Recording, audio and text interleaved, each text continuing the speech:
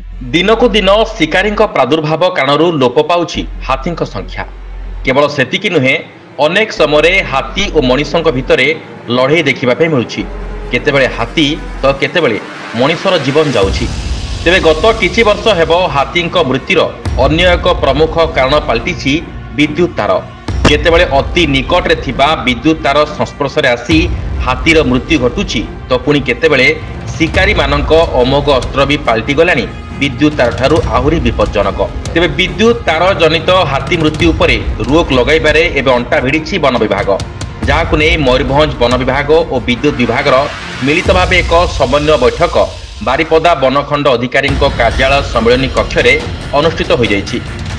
ବାରିପଦା ବନଖଣ୍ଡ ଅଧିକାରୀ ଏ ଉମା ମହେଶଙ୍କ ସଭାପତିତ୍ୱରେ ଅନୁଷ୍ଠିତ ଏହି ସମ୍ମିଳନୀରେ ବାରିପଦା ଏସିଏଫ୍ ରବି ନାରାୟଣ ମହାନ୍ତି, ଟିପିଏନ୍ଓଡିଏର ନିର୍ବାହୀ ଯନ୍ତ୍ରୀ କାହ୍ନୁଚରଣ ସର୍ଦ୍ଦାରଙ୍କ ସମେତ ବନ ବିଭାଗ ଓ ବିଦ୍ୟୁତ୍ ବିଭାଗର ଅଧିକାରୀମାନେ ଉପସ୍ଥିତ ରହି ଆଲୋଚନାରେ ଭାଗ ନେଇଥିଲେ। ତେବେ ଶିମିଳିପାଳର ଆଭ୍ୟନ୍ତରୀଣ ଅଞ୍ଚଳ ହେଉ ଅଥବା ଏହାର ଆଖପାଖ ଅଞ୍ଚଳ ଦେଇ ଯାଇଥିବା ବିଦ୍ୟୁତ୍ ତାରଗୁଡ଼ିକୁ ଚିହ୍ନଟ କରିବା ସହ ଏଗୁଡ଼ିକର ଉଚ୍ଚତା ବୃଦ୍ଧି କରାଯିବା ତଥା ତାର ଉପରେ ଆସ୍ତରଣ ଦିଆଯିବା ନେଇ ବୈଠକରେ ଆଲୋଚନା ହୋଇଥିଲା।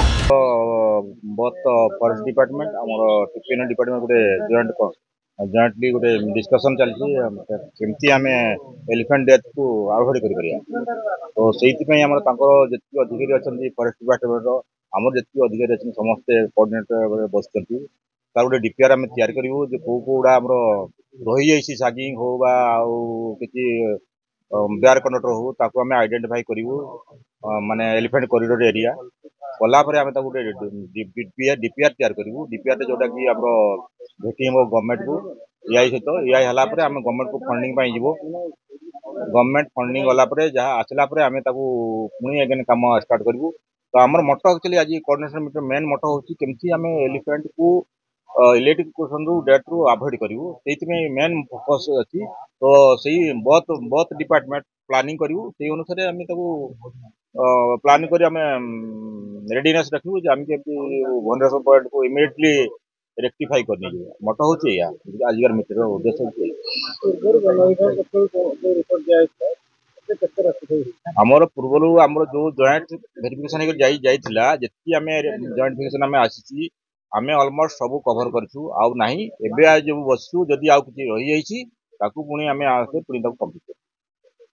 डिपार्टमेंट एंड फॉरेस्ट डिपार्टमेंट मध्य गोटे आज कोऑर्डिनेशन मीटिंग थिला to identify the vulnerable electric points and sagging points, जोटा कि इलेक्ट्रिफिकेशन मोस्टली प्रॉन रोची।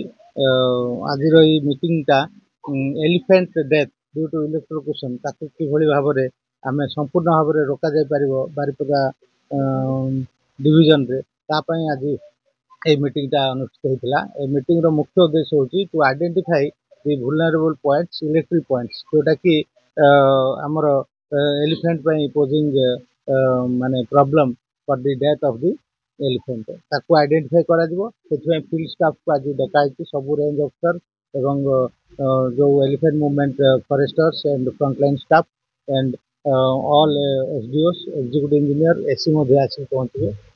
तेणुक आम भितर गोटे आलोचना करके पॉइंट गुड़ाक जो वुलनरेबल पॉइंट अच्छी इलेक्ट्रिक पॉइंट बा open electric point sagging point आपको आइडेंटिफाई करके गोटे डीपीआर तैयारी करा दिबो।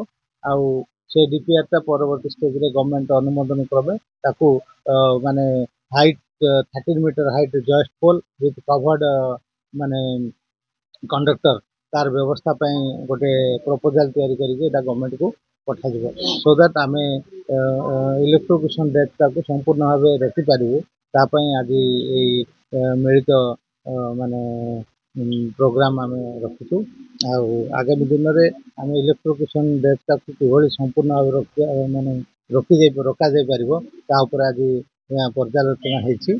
आज माने दिन में आम बारिपदा बनखंड में 115 हाथी नजर रही।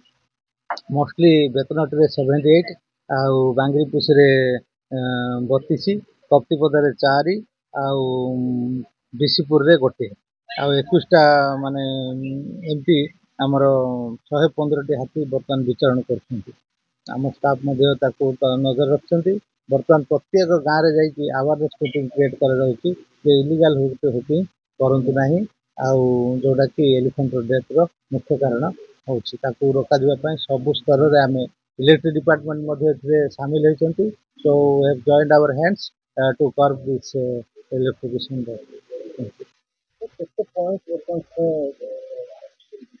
ना वर्तमान आगुरु जो हमर आइडेंटिफाई हेतिला सेटा मोस्टली हमर कवर हो जाइछि वर्तमान जो फेज वर्तमान आरंभ होइछि एटा सब डिवीजन वाइज हमर वर्तमान डेट आज फिक्स हे गला सब डिवीजन वाइज सेटा को संपूर्ण विवरण आसले हमें आपन को जणाइबो। मयूरभंजରୁ ଦେବେନ୍ଦ୍ରନାଥ ଦାସଙ୍କ ରିପୋର୍ଟ।